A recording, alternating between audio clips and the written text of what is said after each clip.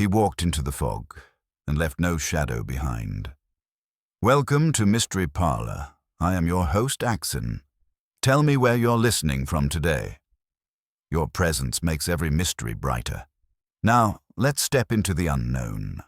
It had been one of those days that never quite make up their mind, a sullen grey that hung over Paris like damp wool.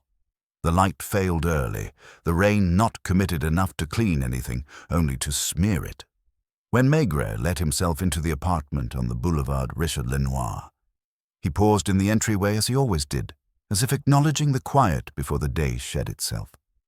He set his hat on the peg, heavy with moisture, and pushed the door with his shoulder.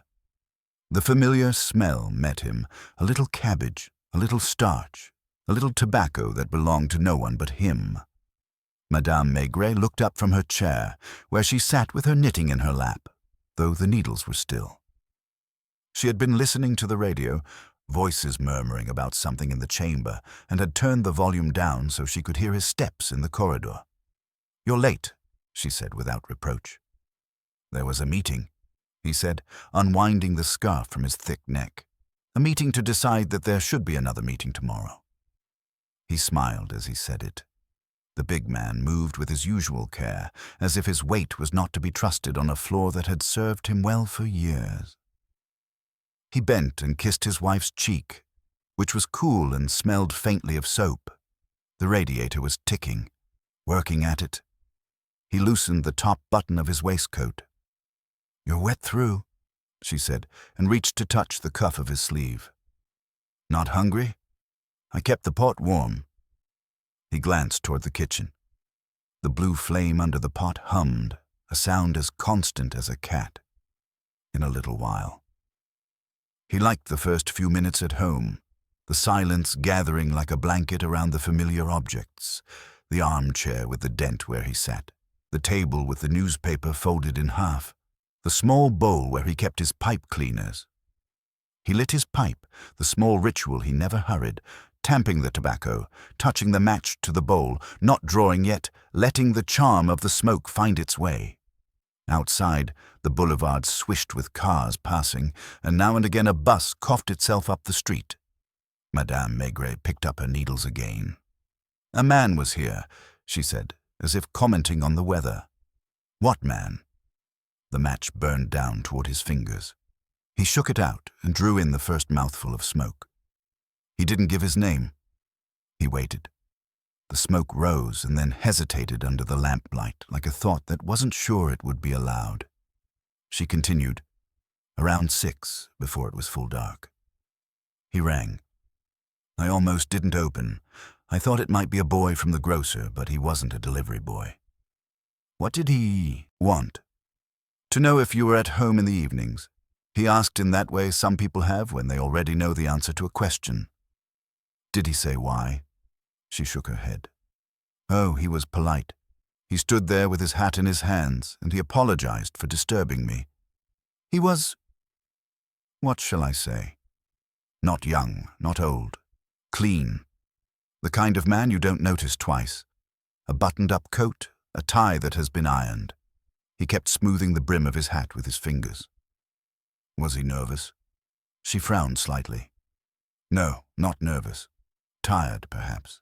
He had the eyes of a man who hasn't slept in the night, but he stood straight. He was courteous.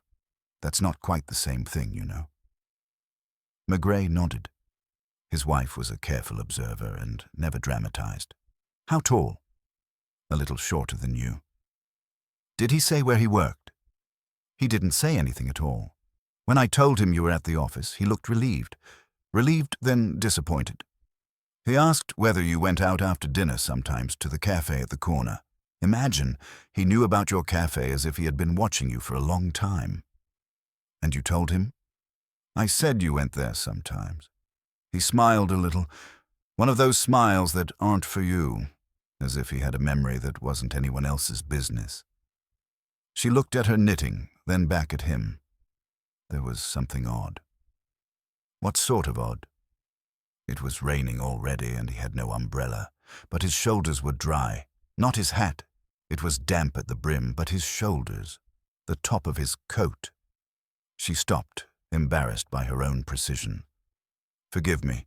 I baked, I ironed, I had the radio on. I noticed things. That's why I married you," he said gently. "In any case," she went on, "he thanked me and was turning away when he seemed to remember something. He took something from his pocket, hesitated, and then put it back. He said, 'It doesn't matter.' As if I'd asked him a question I hadn't. Did he say he would come back? He said, 'If I don't see him this evening, it won't be necessary.'" Maigret puffed and let the smoke sit. It was nothing, perhaps, a man looking for advice or for courage. They came occasionally, a steady trickle, wives who needed a word put in with a husband who was drinking, shopkeepers with a nephew gone wrong, some boy who wanted to know how it was done, police work. And sometimes men came who believed the police had a key to a door that wasn't the law's door at all. He took his beer from the icebox, the small bottle beaded then smooth in his hand, and poured it into the glass without thinking, watching the foam climb and then subside. Madame Maigret set a plate on the stove and lifted the lid of the pot. "The stew needs another few minutes," she said. "It's better if it waits." He went to the window and pushed the curtain aside with a finger. The boulevard, the trees darker than the sky, the glimmering ribbon of street.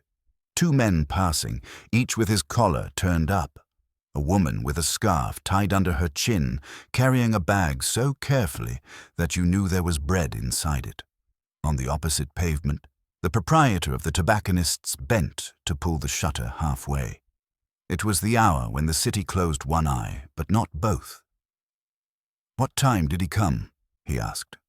6. Perhaps 5 minutes before. He glanced at the clock on the mantelpiece, which declared a time that might have been correct. "I'll go down to the cafe," he said. "If he is curious enough to ask, he may be curious enough to look. Will you eat first? I'll be back." He took the heavy coat again, not bothering to button it, and the hat. The stair smelled faintly of damp snow, though there was no snow yet. On the second landing, the door was open a crack. Madame Pardon, who lived alone and had a cat that looked like a grey piece of wool, peered out. "Evening, Monsieur Maigret," she said in her perpetual whisper that made everything a rumour. "Evening." "Someone asked for you earlier," she said, her face brightening with importance. "So I was told." "He didn't come from the street," she said, triumphant with her discovery. "He came from upstairs. I heard him. My ears, they're no good for music, but they know a step in the stair. He came down. I thought perhaps it was that young one from the top floor, the student, but the step wasn't the same. He was careful. You know how careful men step when they want to be polite?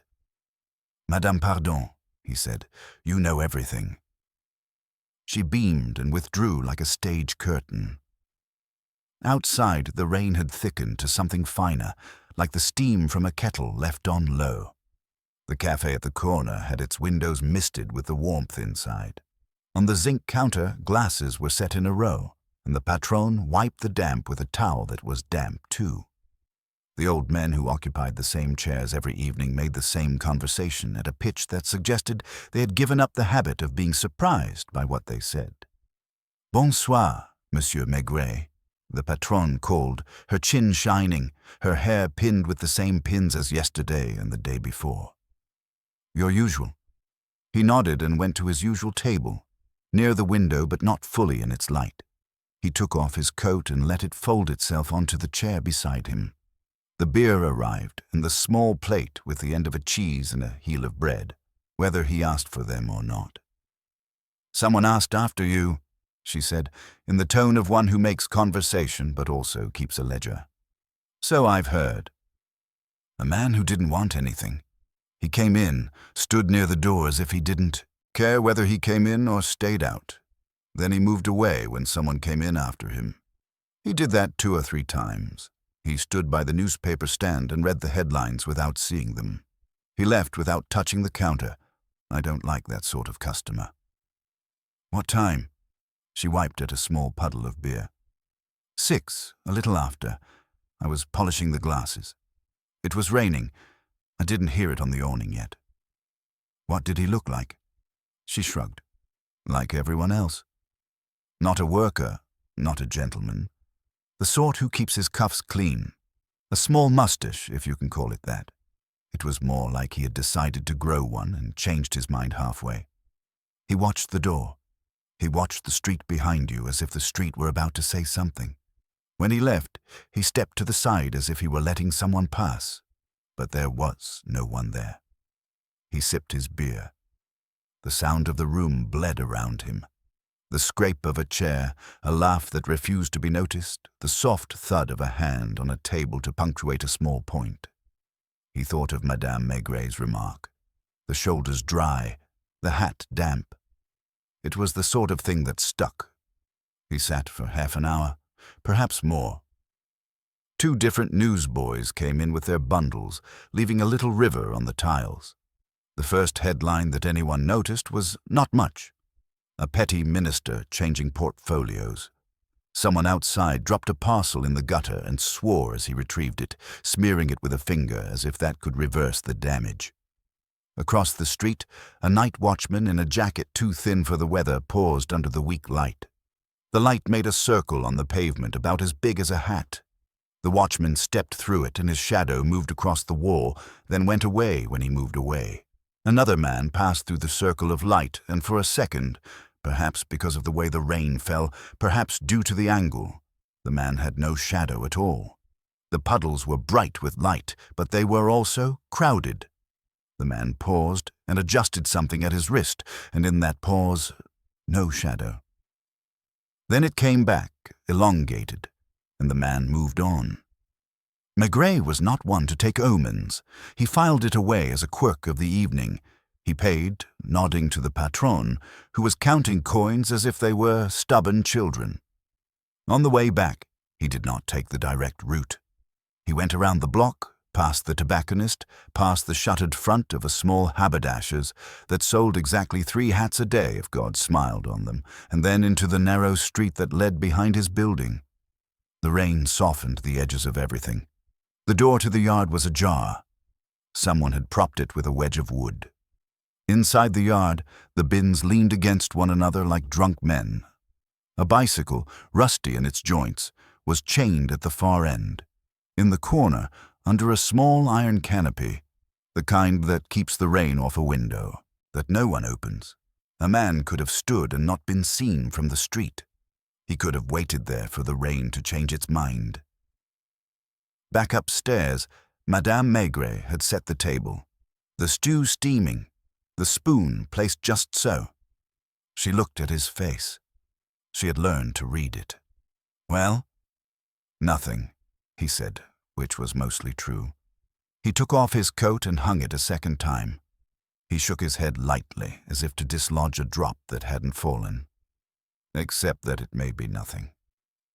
He sat, and for a moment he listened to the rain and to his own breath as it slowed to the rhythm of home. He had the first spoonful, and the warmth of it spread to his shoulders where the coat had chilled him. He ate in silence, which was not rare in that house, and Madame Maigret ate in silence too, which was a companionable kind.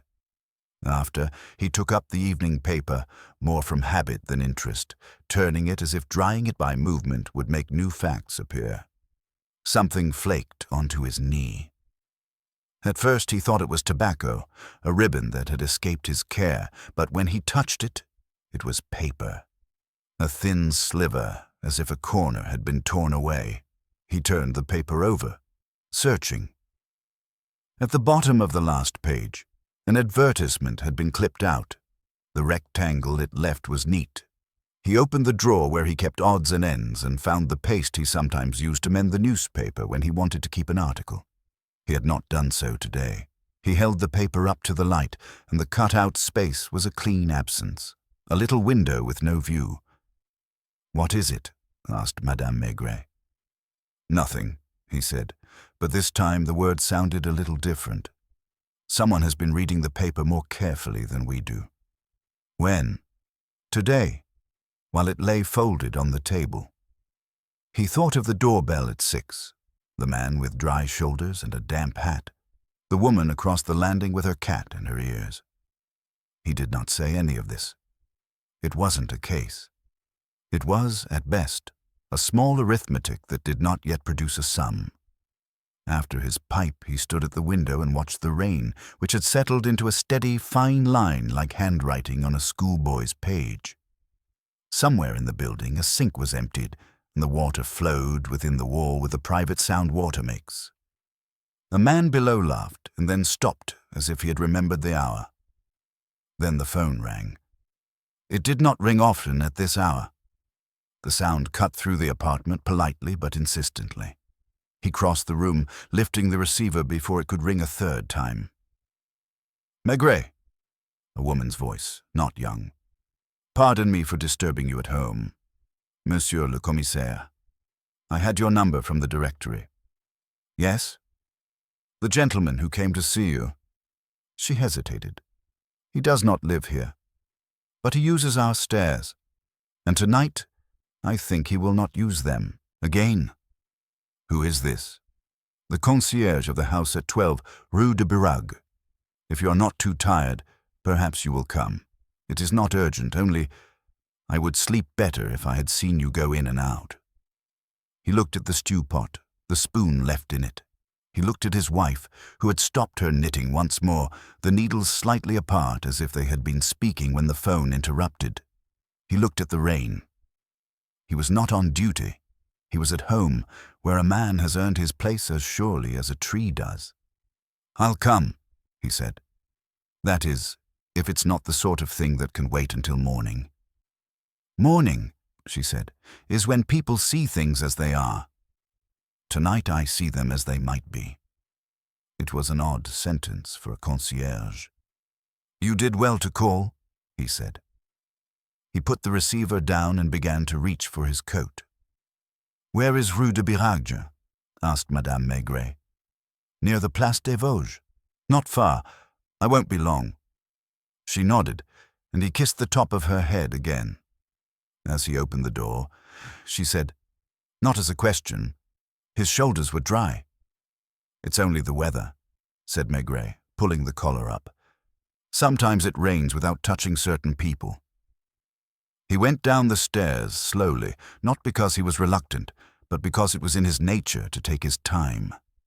Down the second landing, past Madame Pardon's door, which was now closed, and behind which the cat was washing itself with an industry more dignified than most human work.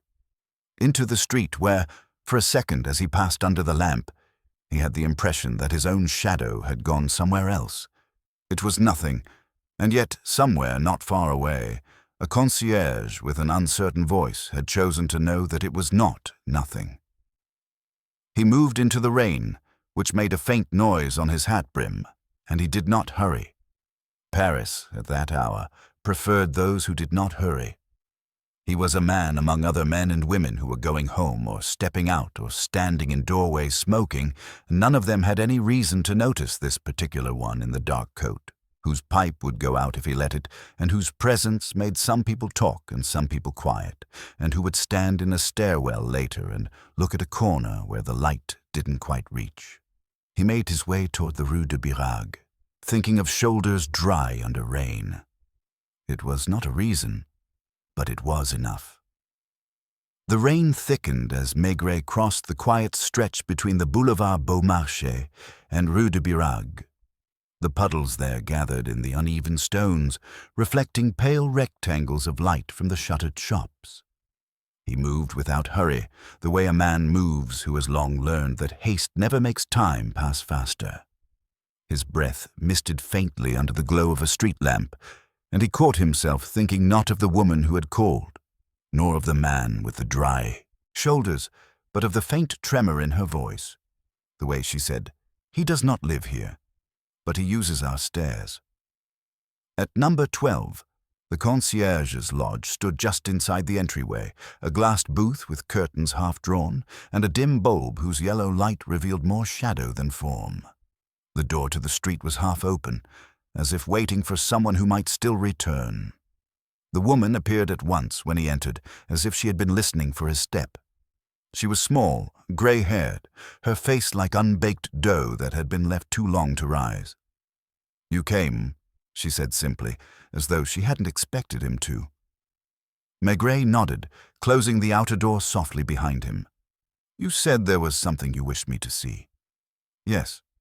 She glanced up the stairway where a single gas jet flickered against the wall. It's the 3rd floor. I've not gone up again since I found him. Found him? She nodded again. He's sitting there still, sitting, not lying. In the chair by the window of number 12B. He doesn't move. The window's open. I suppose that's why I noticed. The draft came down the stair. She led him upward, step by slow step, her slippers whispering. The smell of old cooking fat and wet wool hung in the stairwell, that particular odor of buildings where nothing is ever truly dry. As they passed the first landing, a door opened a crack and an old man peered out, his braces hanging over his undershirt. Has something happened, Madame Sorel? He asked. Nothing for you to worry about, Monsieur Lemoine, she said, her tone not unkind. Go back to bed. The door closed. They climbed again. Somewhere a clock struck 9:30. At the 3rd floor, the concierge stopped, panting slightly, and pointed to a door at the end of the corridor. There, the one with the lamp still lit. Maigret nodded. Whose room? He said his name was Leclerc, but he never showed his papers. Paid on time, always polite. 2 months he's been here, maybe 3. Kept to himself. Came in late, always quiet. I can't say more. Did anyone visit him? She hesitated. Once or twice, I think. Men like him, they receive people who come without names, sometimes at odd hours. But never trouble, not the kind you hear. Maigret stepped forward. The door stood ajar. He pushed it gently, and it gave way with a faint creak. The room was small, tidy to the point of discomfort. A bed neatly made, the corners of the blanket squared, a trunk at its foot, a table with a lamp that still burned, casting a circle of harsh yellow light. Beside the table stood a chair, and in it, the man. He was dressed in a dark coat and waistcoat, his collar loosened, his hands resting quietly on his knees. His face was turned toward the window, where the rain blurred the panes. His eyes were open, but they looked through everything. There was no blood, no sign of struggle, only the stillness that belongs to those who have gone somewhere without announcing their departure. Maigret approached and bent slightly. A faint odor of something chemical lingered. Bitter almonds. He straightened, sighed, and pulled the window closed. The draught stopped. The silence deepened. You touched nothing? He asked. Nothing, said Madame Sorel, clasping her hands. When I saw he wasn't moving, I went down for the police. But then I thought, better to call you. You're the one people go to when they don't know what's right. He looked at her then, and there was no irony in his face. You did well. He moved carefully about the room, his eyes taking in the small details. The half-burned cigarette in the ashtray, the book of train timetables on the table, a glass of water untouched. A small valise lay open on the bed, empty except for a folded handkerchief. There was a wallet on the table with 200 francs and no identification. He noticed the newspaper clippings, 2 of them pinned neatly to the wall above the table, the edges curled with the damp. Both spoke of missing persons. One, a clerk from a shipping company who had vanished after withdrawing a large sum of money. The other, a woman from the provinces, missing since April. Neither article had been cut neatly. They had been torn, ragged at the edges. He turned to the concierge. Who found him first? I did. The door wasn't locked. I came up because a tenant complained the water was dripping from the ceiling. I thought perhaps a leak. But there was no water, only the window open and the lamp burning. Maigret nodded. You didn't hear a shot or smell gas? No, only that odor, faint like bad perfume. He opened the small drawer of the table. Inside, a bottle, unlabeled but familiar. Cyanide, most likely. Half empty. He held it up briefly to the light, then set it down again. There was no note, No attempt at explanation. Only the silence of someone who had made his choice before night fell. "Will you want the others to come?" asked the woman quietly. "In a while," he said. "Let them sleep for now. I'll wait here a bit." She went down, her slippers fading with each step, and Maigret was alone with the dead man. He stood by the window, looking at the faint reflection of his own face beside that of the corpse. The rain had slowed.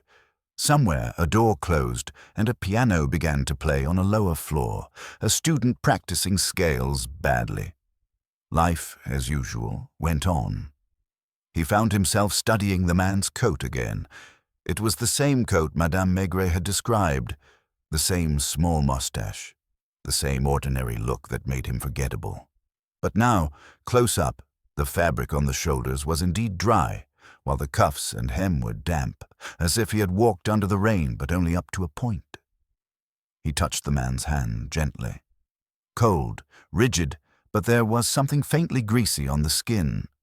Powder, perhaps, or soap that hadn't rinsed clean, not the hands of a laborer. In the ashtray, he noticed a match burned halfway, as if struck and then dropped. On the edge of the table, a small scrap of torn paper, the corner of something larger. He turned it over.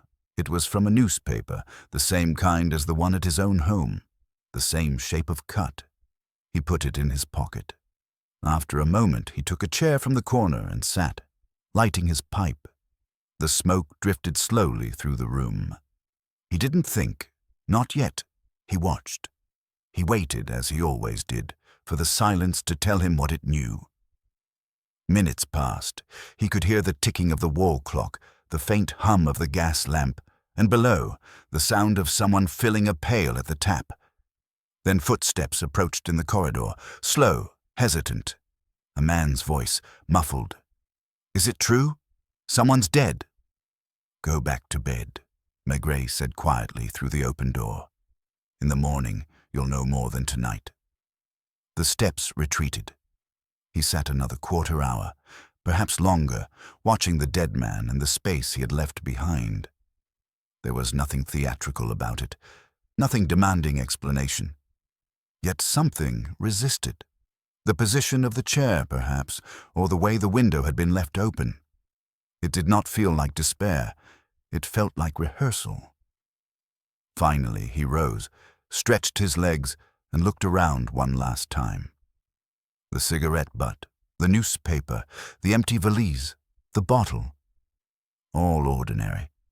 And yet they seemed arranged, almost politely, as if for a visitor who was expected. He turned down the lamp and stepped into the corridor. The stairwell was dark except for the gas jet flickering below. As he descended, the air grew warmer, heavier with the smell of the concierge's paraffin stove. She was waiting at the door, her face pale behind the glass. "Is he gone?" she asked. "Yes," said Maigret, "but I don't think he meant to disappear entirely." She looked at him, uncomprehending.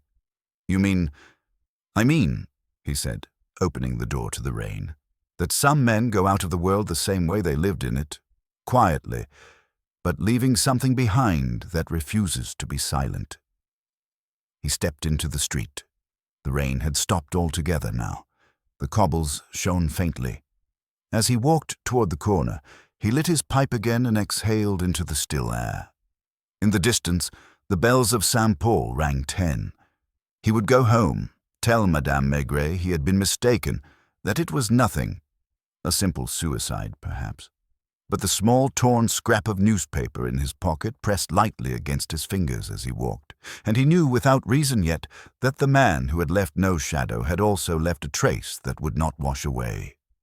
After rain, the city was still. Maigret walked home with the newsprint scrap and climbed dark stairs he knew by heart. Madame Maigret looked up, steady. "Well?" she asked. "A quiet man who chose a quiet way," he said, loosening his coat. "Rue de Birague, 3rd floor.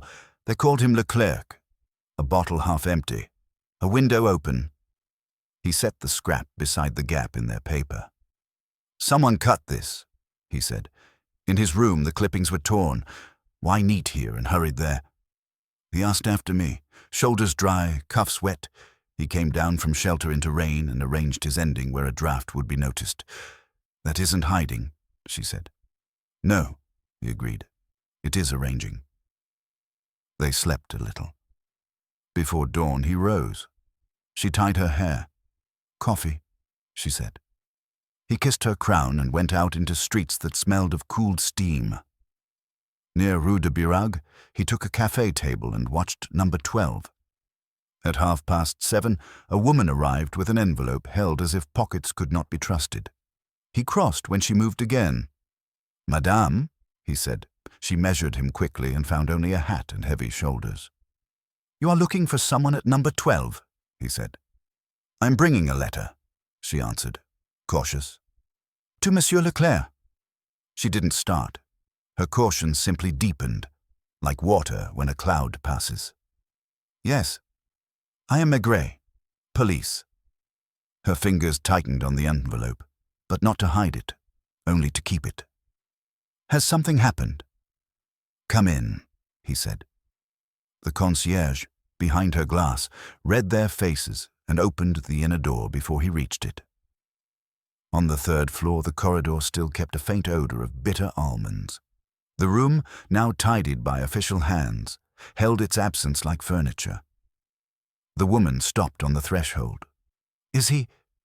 He is dead, said Maigret, with the voice reserved for such hours. She took it without drama, as if a verdict long suspected had been declared.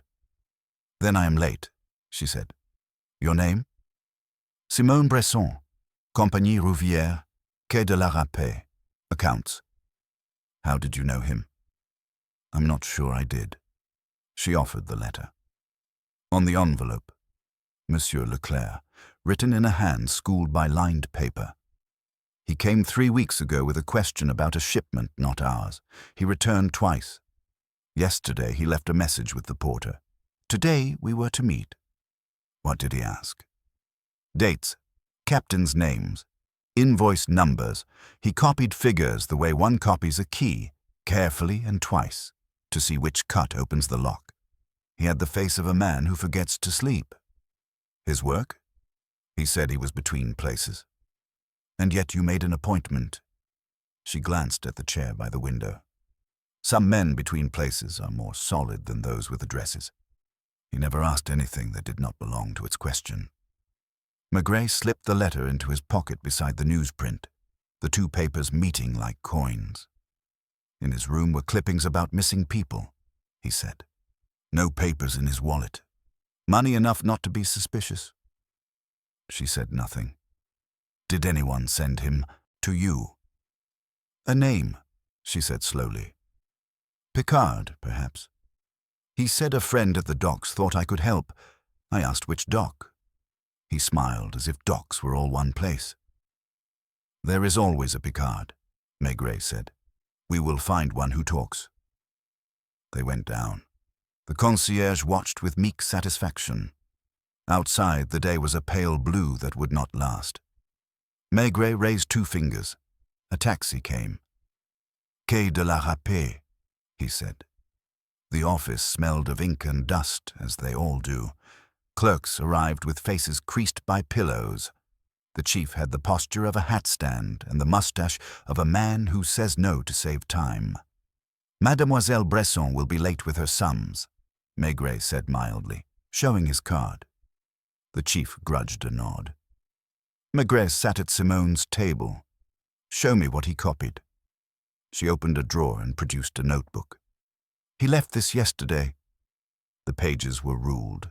Entries spare, dates, ships, initials. One number was written 3 times, the last circled. He read. The circled line named a barge, Aline with a date 2 months past.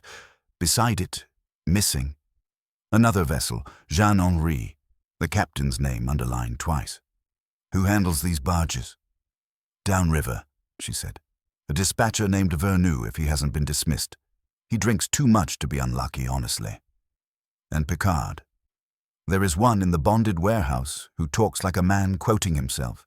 He brings news no one asked for." "Good," said Maigret. He pocketed the notebook with a nod, promising its return. "The letter too, for now. The dead have time, the living don't." She accepted that, which told him she preferred function to ceremony.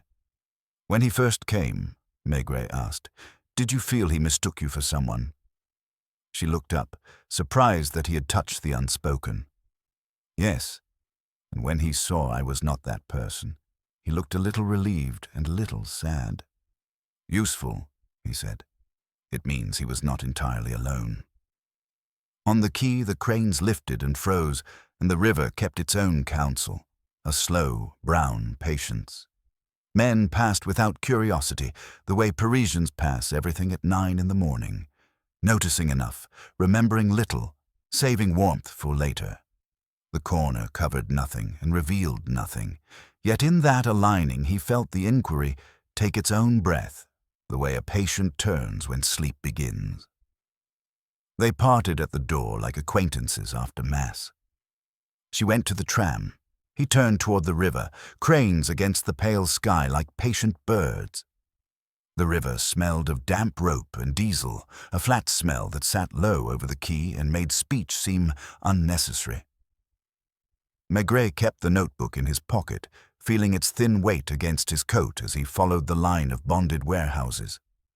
Men in caps moved in steady rhythms, guiding crates as if they were persuading stubborn animals. He paused before a shed whose door was half open. A man stood, there with his thumbs hooked in his belt, a cigarette fixed to the corner of his mouth as if it grew there. "Picard," Maigret said. The man didn't remove the cigarette. He just tilted his head enough to show he'd heard.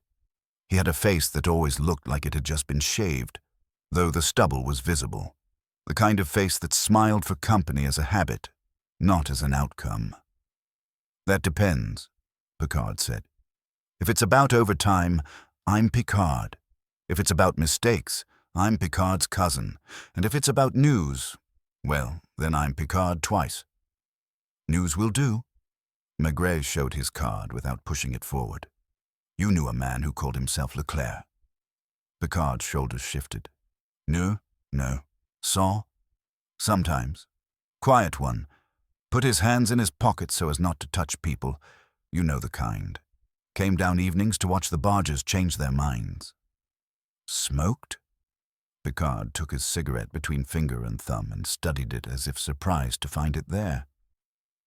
"Not him. He'd drink a small something if you insisted and behave as if he had borrowed it. But smoke? Never in front of me." Maigret nodded. The half-burned butt in the ashtray on Rue de Birague settled lower in his memory, not erased, just moved to a different shelf. "Who sent him to the quay?" he asked. "Sent?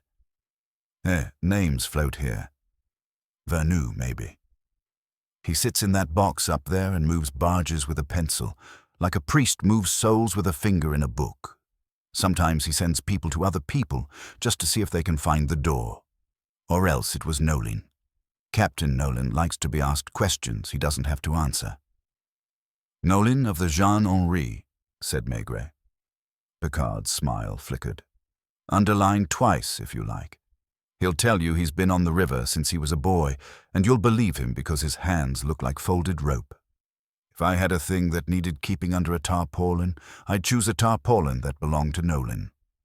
And the Aileen." At that, Picard's cigarette went still.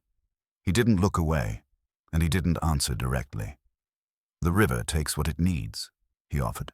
"Sometimes a barge. Sometimes a man who thought he could step from one plank to another while he was thinking of something else." "The Aileen was declared missing 2 months ago," Maigret said mildly. "Yet someone wrote the date 3 times in a notebook and circled it." "Then someone wanted it to be true," Picard said. "Here, truth is a matter of timing." He shifted, then leaned closer, lowering his voice though no one was near. "If you go looking, you might try the footbridge by the lock after dark. That's where Leclerc preferred to keep company with his thoughts, and where certain captains prefer to keep company with no one at all." "Who told you that?" Who tells me anything? Picard spread his hands. A watchman talks when he's cold. A Batos girl who sells coffee talks because she prefers talking to counting spoons. I listen. It's not a crime. Maigret put away his card. You've been helpful. Helpful is a river word, Picard said, and this time his smile was genuine. It means I gave you nothing, and you got something. Vernoux's office was a glass cage raised on iron legs, a small aquarium in which a pale fish sat among papers. The dispatcher wore a tie that had been ironed at some point in the previous week. Aniseed clung to his breath as if it had moved in. He looked up when Maigret climbed the narrow steps and placed both hands flat on the desk, a position that suggested either surrender or the beginning of a sermon. "You're early for complaints," Vernoux said. "Come back after lunch. They're thicker then." "I prefer appetites to indigestion," said Maigret, easing himself onto the metal stool without being invited. He set the notebook on the desk and laid a finger on the circled date. "This was a busy day for you." Vernoux glanced down and away in the same movement. "They are all busy." "The Aline," Maigret said. "Who signed the last dispatch before she went missing?" "The captain. And you?" "I sign what the book requires." Vernoux made a show of turning his calendar. The page showed August with a red circle that had bled through to September. The Aline was loaded with sacks. Grain. The river rose. She was there, and then she was not. "Insurance." Vernoux's mouth twitched. "That's a shore word." "Captain Nolan." "Shore and river meet," Vernoux muttered. He picked up a pencil, put it down. "Nolan is not patient with questions that taste like accusations. Ask him whether the lock-keeper is his cousin, and he will tell you he has no cousins, only debts." "What about Leclerc?" At the name, Vernoux looked up properly for the first time. "The one who used stairs that weren't his?" "Among other things." He had a way of standing that made you feel he wasn't there to buy or to steal, only to put two numbers next to each other and then walk away with a line between them. He came to me once, asked if I believed in lost things. "What did you say?" "That here we lose everything eventually," said Vernoux. And for a second the anise fell away, and something like weariness showed through. He asked about the Aline. I told him what everyone knows and no one says. That she was lighter when she left than when she arrived. He nodded as if I'd recited a proverb. "Lighter," Maigret repeated. "We unloaded and loaded, commissaire," Vernoux said. "It happens. A sack splits, a man miscounts. A crate becomes two smaller crates, and then they are not the same crate, even if the sum is equal. Paper prefers to believe in sameness." "Who prefers it most?" "Those with a hunger," Vernoux said. "Hunger makes the hand steady." Maigret watched the dispatcher's fingers, which smudged the pencil as if the graphite were contagious. On the wall behind, a sheet had been torn away from a notice, leaving a pale rectangle. The staple remained, its companion missing. A small absence, like the cut from his evening paper. "Did you send Leclerc to Simone Bresson?" "I send no one." Vernoux's eyes slid to the window where cranes made their slow, beautiful errors. He asked for someone who could read a ledger without speaking aloud. "I said there are clerks who do not feel the need to show you their finger while they follow a line. Picard says you send people just to see if they find the door." Picard says many things. The ones that are true, he repeats until they become untrue. "And Captain Nolan?" "Ask him yourself," Vernoux said, almost eagerly now, like a man pointing away from a swamp. "You'll find him at the basin by noon, polishing what cannot be made to shine." Maigret closed the notebook. He left Vernoux with his papers and the anise. Outside, the river had put on its midday face, which is the same as its morning face, but with less patience. He stood a moment, watching a barge nudge a wharf like a dog testing a door it knows is locked, then walked toward the basin. He found Nolan where men like him are always found, not quite on his boat, not quite on shore, occupying the plank between with the authority of someone who has earned precariousness. He was compact, the tendons in his neck like cables.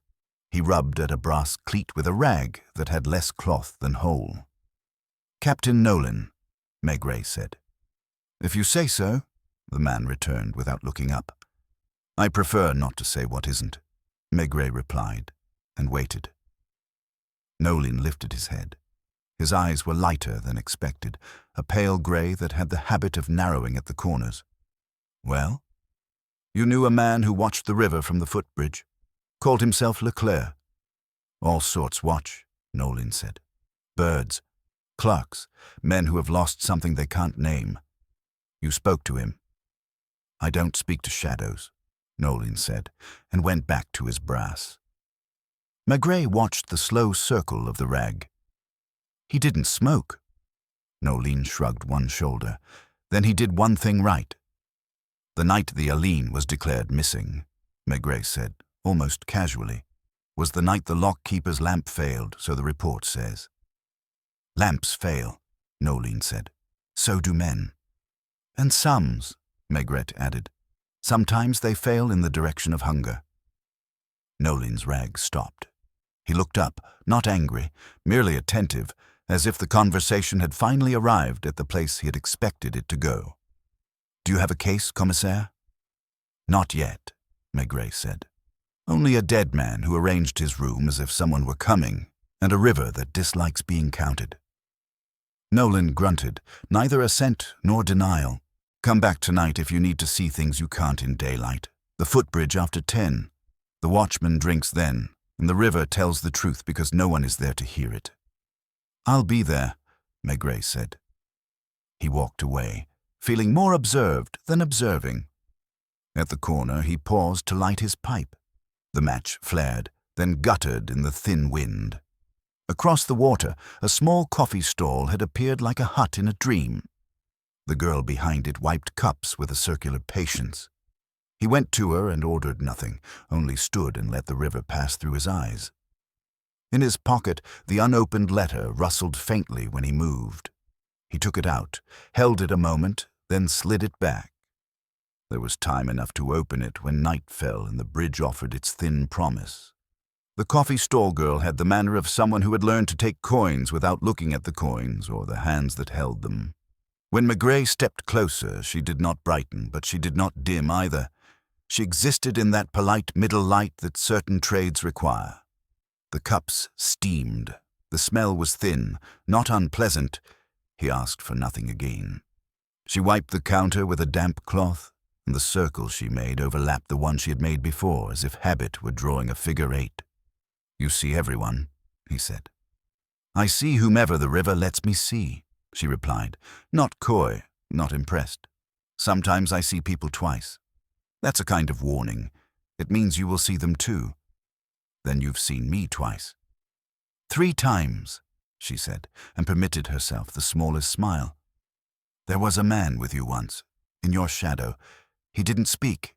He nodded for you." "That wasn't me," he said. "That was the uniform. Your man, Leclerc. He watched from the footbridge." "He watched without moving," she said, growing a fraction more attentive. "Some men come to look brave, and some to look sad. He came to look as if he belonged where he did not. He stood under the iron roof where a person can be rained on without getting wet except at the edges. His shoulders were dry, if you want to know." "I do want to know," said Maigret. "Did he ever meet anyone there?" "A captain now and then, not for long. The captains looked away when they spoke, as if the subject were tied to a post somewhere out of sight." She rinsed a cup, thoughtful. "Once there was a lady with a scarf too expensive for the weather. Fox, perhaps. She didn't take coffee. She took her gloves off, put them in her handbag, then took them out again. He spoke very little. She spoke not at all." "When?" 2 weeks ago. A Tuesday that pretended to be Thursday. She came from the square where they sell books under arches. She left the same way. When she passed me, she smelled of powder, old-fashioned, the kind you buy when you haven't changed brands because nothing else has stayed the same. If she comes. Again. I will know her by the way her shoes decide where her feet go. He left her with her cups and crossed toward the footbridge. Its iron ribs held a thin roof that made a sound like a whisper when rain remembered itself. Beneath, the planks had a give to them, the kind that tells you about rivers and time. He stood at the midpoint and looked down at faint swirls that did not lead anywhere. From here, one could see the lock. A man in a blue coat moved like a figure in a toy theater, pulling a lever that was really a string. By late afternoon, the light had the color of paper dampened and dried again. He went home for a plate and a kiss, as if the day were a shirt that needed a fresh collar. Madame Maigret set the soup before him and did not ask for a report. He ate with care, as he did most things, and when he had finished, he took the envelope from his pocket and laid it beside his spoon. She glanced at it, then at his face. "You were waiting," she said. "For a bridge to be empty," he answered. He opened the envelope with a thumbnail. Inside was a single sheet, folded twice. A bank receipt would have felt heavier. The writing was the same neat school hand as on the envelope, but smaller now, as if it wanted to be discreet even on paper. "Wednesday 10, Lock Footbridge," he read. "If no answer, subtract the sacks. JH-A-V, don't telephone. SB. SB, she said. Simone Bresson. He tapped the two letters with the back of his fingernail as if they were coins he could test. She wrote and kept the appointment. He died and kept it differently. Madame Maigret considered the idea, which did not shock her. "Subtract the sacks," she repeated. "You don't subtract sacks. You count them. Unless you have too many," he said.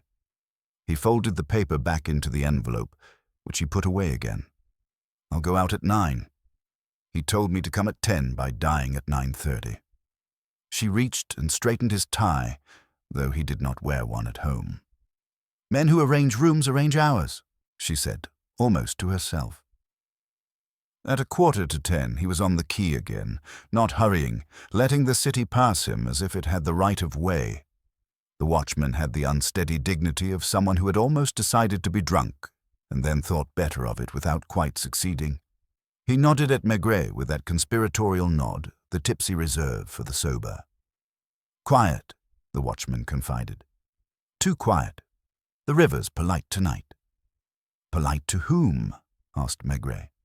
"To whoever's listening," the man said, and wandered toward the lock house to warm his hands above nothing at all. At 10, the footbridge had only the sound of water and the occasional grip of a boot on wood. Nolan's bulk was not visible, which did not mean he wasn't there. There are men the dark prefers. A figure moved at the far end, the coffee girl carrying a kettle to close her stall.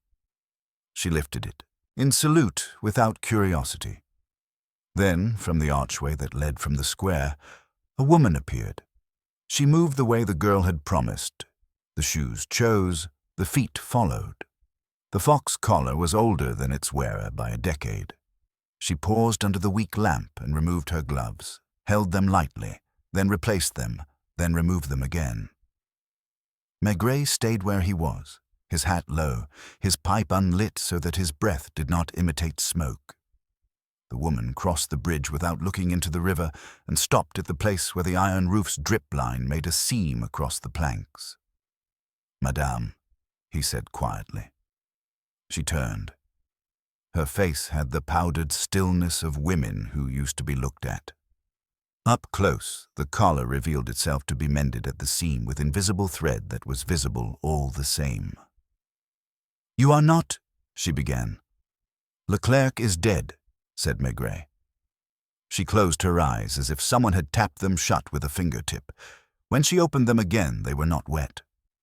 "I expected it," she said, and he believed her. "Or something like it. You met him here." "I met him where no one meets," she said. "He preferred places that are not rooms or tables or chairs. He said rooms made him think of endings. Bridges made him think of crossings." "You brought him something?" "Names," she said. "The kind people whisper when paper is listening." She glanced past him toward the lock where the watchman had sat down and was humming a tune of 2 notes. And I took from him something he was glad to lose, a question he could not keep to himself. Your name? She hesitated, then gave it the way one gives a coin one has already counted. Odette Vernou. He let the surname sit between them like an object set down and not touched. The dispatcher is your husband. He dispatches, she said evenly. He also brings home the smell of anise so that the furniture will remember him. And you? I keep the accounts of forgetting, she said. It was the kind of sentence that could have been theatrical. It wasn't. He told me once that if a barge is lighter at the end of a trip than at the beginning, it is because the river envies what men carry. I told him envy is a human invention. He said I had the temperament of a ledger. How did you come to Leclerc? A letter arrived for my husband with a question made of numbers. He laughed and left it on the mantel, as men leave letters that may contain work. I answered it without signing. He answered without asking who I was. When we met, we discovered we had been telling the truth to strangers more easily than to those at home. Subtract the sex, he said. She nodded. 2 consignments on 2 days that pretended to be 1. Paper made them 1. The river made them 2. The surplus moves as if it were deficit, and everyone congratulates everyone on the neatness. And the missing barge? A story, she said. Every trade needs a story to explain its leaks. He looked at her gloves. They were too clean where gloves touch life. Madame Vernou, why did you come tonight? To return what is not mine, she said. She took a flat parcel from her handbag, wrapped in brown paper without string. He gave me this last week. He said if he did not come, give it to the man who looked like a policeman pretending not to be. He described your coat. Maigret took it, feeling the edges with his thumb. A notebook, perhaps, or something that wanted to behave like one. The paper had the warmed smell of having been near a stove. He did not open it. She watched to see whether he would. Where were you tonight at 9:30? He asked, and his tone was almost kind. At home, listening to my husband drink, she said. It sounds like rain on a bucket. Will you tell him you came here? I will tell him what wives tell when they want to be believed later. The watchman coughed and stamped. Somewhere upriver a horn blew once, the short, soft kind that means I am here rather than make way. Odette looked over the rail into the black water as if it were a mirror that preferred to be consulted in the dark. He wasn't a romantic, she said, and now her voice did soften. He was only tired of being someone's son. He wanted to become his own remainder. Remainders are what investigations live on, said Maigret. He slipped the parcel into his coat. If I need you, you will send a note, she said, folded twice. I will count the folds before I read it. She turned and went back the way she had come, her shoes deciding, her shoulders squared against a chill that might have been the night or her life. Maigret remained under the iron roof, listening to the roof's whisper. He struck a match and did not light his pipe. He watched the flame, small and adequate. Then he closed his hand over it and let the night be night. When he did open the parcel, it was not a notebook. It was an envelope full of cuttings, all neat, all square, each with a corner missing, as if a careful thief had taken the same bite from every page. On the top clipping, a line had been underlined once, then again, and the pencil had gone through the paper. It said only, Jean-Henri towed the Aline the night before she disappeared.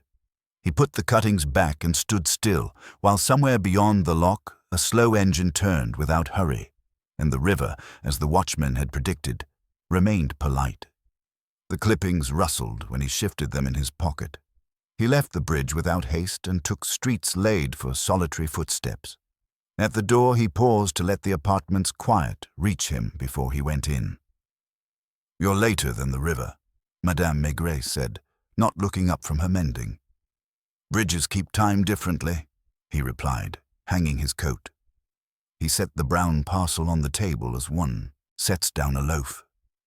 She asked nothing more. He opened the parcel and spread the newsprint squares. Each had the same neat corner missing. He aligned them by their ragged edges. Jean-Henri towed the Aline, he murmured, the night before the river made room. That's a fact pretending to be a conclusion, she said. He placed Simon's note beside the clippings. Subtract the sacks. The two papers faced each other like cousins seeing an unwelcome resemblance. What does one subtract when a barge tows another? She asked. Paper. Subtract paper, and the world fits the remaining columns. He lit his pipe, let it go out, and watched the thin street. He copied 3 letters on an envelope. JHAV, a triangle that didn't close. Vernou, he said. He added 1 word. Tuesday. They slept a little. By morning, certainty had formed. In the office, a man in rubber boots washed the corridors. On his desk lay a note in Lognon's hand. Suicide, Rue de Birague. Doctor satisfied. Nothing further unless you insist. Lognon arrived with his usual grievance. He made it easy for us, he said. Which is suspicious. Your concierge chooses her verbs. I distrust that. Keep the room sealed, said Maigret. Post a man by the crane tonight, not zealous. Watch the footbridge. It must be important, Lognon muttered. He took a clipping by its missing corner. Souvenirs? Keys. Leclerc cut keys from paper and locked himself in. Where will you be? With a man who polishes brass and doesn't speak to shadows. Nolan stood at the same plank between shore and water, rag turning slow circles. You came back, he said, because you asked, and because a woman gave me a parcel shaped like an answer. Answers have no shape, Nolan said. Who taught you to tow without leaving a track? The current teaches what it wants known. He tossed the rag into a bucket. When you towed the Aline, Maigret said, was she heavy or light? Obedient. Obedience comes from fear, purpose, or emptiness. Empty, Nolan said. We tied by the lock. Someone counted sacks that weren't there and wrote numbers prepared elsewhere. I stood between numbers and water. Prepared by whom? He shrugged. Those who trust columns more than eyes. Vernou? No answer. Ask your clerk who subtracts sacks, Nolan said. Maigret left him for the quay. Simone Bresson received him without surprise. Her desk was neat. Dust turned slowly in the light. You wrote, he said, placing her note on the blotter. I wrote what he said to write. I hoped someone would still be there to read. Subtract the sacks. More on paper than in the hold. Or fewer. It depends whether you're leaving or arriving. Paper is always arriving. Who gains? The one who knows how much ignorance costs, she said. Do you know Madame Vernou? Women who love sums recognize each other. She came to the bridge. I hoped she would. Simone closed her ledger. You aren't the first to suspect a barge can be 2 barges if men decide to look twice. Leclerc looked a 3rd time, he said. He circled a date. Circling is how one persuades oneself to begin. What did he begin? To make a life not belonging to a ledger. He failed. But he left me his columns. On the quay, Picard told her story with his hands. Simone drew from a drawer a small worn notebook. I kept my own columns, she said. Names of barges. Days the river pretended to stand still, amounts that refused to be exact. It will help when you must explain why you noticed, he said. I noticed to keep from being noticed, she answered. He pocketed the notebook with Leclerc's cuttings. Outside, afternoon reached the hour that makes men think of soup. At the lock, the watchman wrapped his hands around a tin mug without steam. Quiet, he said. The river's reasonable tonight. Reasonable rivers lie, Maigret said. He waited under the iron roof until the light thinned. Nothing occurred. He walked back by the sheds and found Picard aligning nothing into order. Your man came again? Picard asked. None of my men came. When nothing happens, something happened already and is waiting to be written down. In whose hand? The hand with nails too clean, Picard said. Maigret crossed to a tavern where he could watch the lock house window and the footbridge. He warmed his hands round a glass and didn't drink. Near 9, a figure came along the quay in a coat that wanted a better owner. Vernou. He didn't look up at the bridge. He went into the lock house, stayed 5 minutes, came out lighter in step without being lighter in conscience, and turned toward his office. Maigret paid for what he hadn't drunk, and followed at a distance anyone could measure. Vernou climbed to his glass cage and shut the door with a small decision. Papers shifted. A moment later, the lights went out, though his shadow remained, hunched as if counting in darkness. Maigret stood below, hat brim wet with the mist the river makes when it is thinking. He didn't go up. He waited until the shadow moved and became a man who checked a drawer lock twice. Then he turned toward home. The case had chosen its road. Some nights ask for questions. This one asked for patience and a pair of dry shoulders. He let the night file itself away, page by page, until only the margin remained, where names shrink, numbers blur, and truths keep breathing. Morning came with a sky the color of lukewarm dishwater. Maigret let the river smell out of his clothes on the walk in, the cuttings and Simenon's tidy note resting together in his pocket like two people who didn't speak but understood each other. At the office, a damp lorgnon waited in the corridor, hat in his, hands as if the hat had offended him.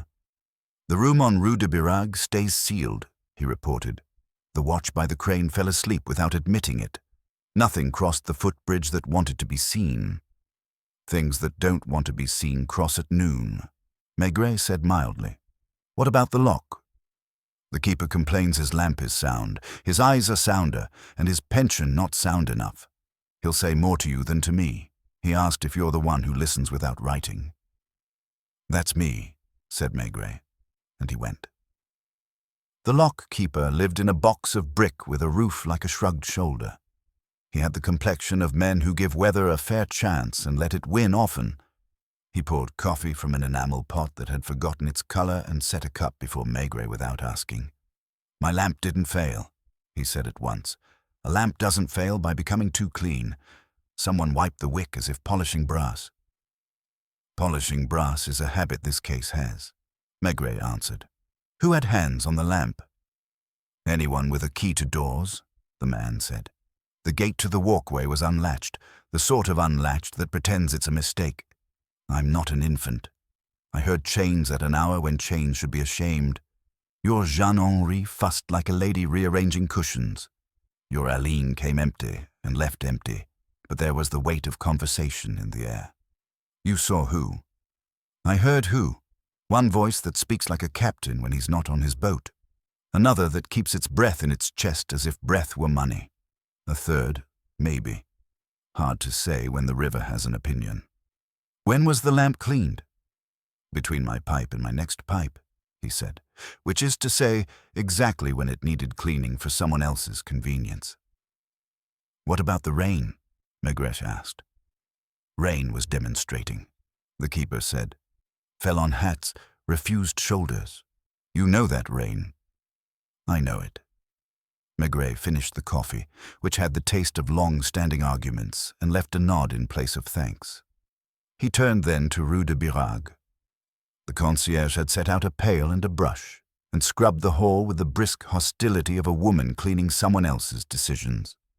She let him pass with the dignity of an usher. In the room Leclerc had arranged, the air had lost the chemical sweetness and kept only absence. Maigret did not walk the room, he let it visit him. He stood, hands in pockets, and noticed the small things that remain when policemen have taken the larger. In the basin, a towel hung with the corners aligned. He raised it and sniffed. Bitter almonds lingered in the threads far in, as if the towel had learned the smell before the man. On the sill, a little oval had been rubbed on the glass, the size of a thumbprint smudged with breath. Someone had looked out and erased the looking, under the skirting near the bed. Something, pale, a tram ticket, folded once, scarred with a thumb crease. He coaxed it free. The print was faint, but the conductor's punch spoke. Saint-Maur-Créteil. Not this lock, then. A cousin lock downriver.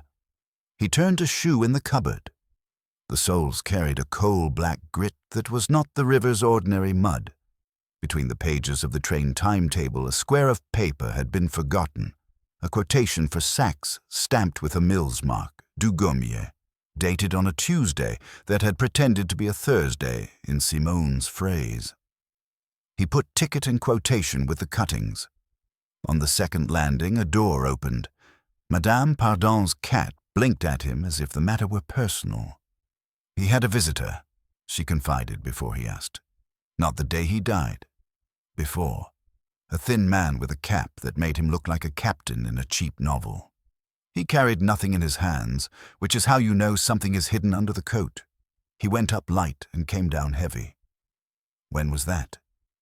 On a night when the newsboy wore a scarf, she said. If you want the calendar's version, last Thursday. What did they say? They said quiet, she replied with satisfaction. Some silences are louder than argument. They had that kind. He thanked her, which pleased her far more than questions do. He returned to the quay, where a breeze had learned to be sharp without committing to it, and went to the office on the Rapet. Simone Bresson kept her pencil at attention. Du Gommier, he said, laying the quotation down, the sack maker. They make cloth to pretend weight, she said, peering. A good sack gains or loses a kilo by the way it dresses itself. You can subtract nothing and change much. Saint-Maur, he showed the ticket. The sidings there are friendlier to secrets, she said. You can unload a story and reload it as a proverb. Your initials, he added, tapping SB on her note. She didn't smile. If one must choose between being necessary and being visible, I choose necessary. Men are kinder to what they don't notice. Madame Vernou. Wears fox in defiance, Simone said, almost fondly. Knows numbers the way other women know recipes. Does your chief know you subtract sacks? My chief knows what appears on his desk, she said. I keep everything else from falling off it. He walked out slowly. On the quay, Picard clapped his hands once as if applauding a private performance. You look like a man who knows what he doesn't know, Picard observed. It suits you. Who buys du Gommier's sacks by the 100? Whoever wants grain to arrive proud, Picard said. Ask Vernou. He keeps a ledger of hope. I saw him last night counting in the dark. Then the number frightened him, Picard said. Afternoon slid toward an evening that promised nothing and could be trusted to deliver it. Maigret wrote 2 notes in a pocketbook the way a priest writes names for a mass. One was to Odette Vernou. Tonight, footbridge, 9:30. Folded twice. The other he left with the lock-keeper, who tucked it into his cap without reading, which is a form of respect. He took his time over supper. Madame Maigret placed a dish and said only, "You will be out." He kissed her temple.